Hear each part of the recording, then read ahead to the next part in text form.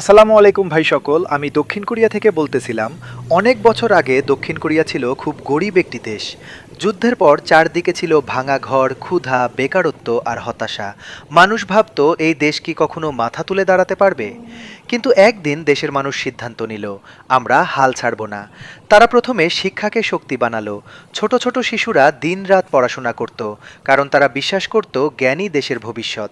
সরকারও বসে থাকেনি, তারা রাস্তা বানালো, কারখানা বানালো, প্রযুক্তিতে বিনিয়োগ করলো, নতুন নতুন শিল্প গড়ে তুলল। মানুষের আরেকটি বড় গুণ ছিল শৃঙ্খলা।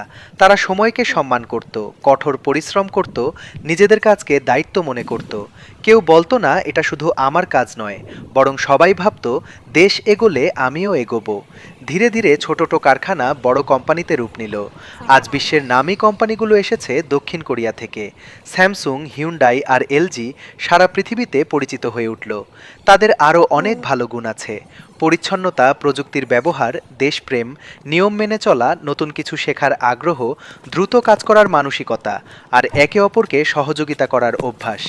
এভাবেই একসময় যুদ্ধের ধ্বংসস্তূপের দেশ পৃথিবীকে দেখিয়ে দিল কোনো দেশ জন্ম থেকেই উন্নত হয় না। মানুষ যদি শিক্ষা, পরিশ্রম, শৃঙ্খলা আর স্বপ্নকে ধরে রাখে, তাহলে একটি দেশও নিজের ভাগ্য বদলে দিতে পারে। শেষ।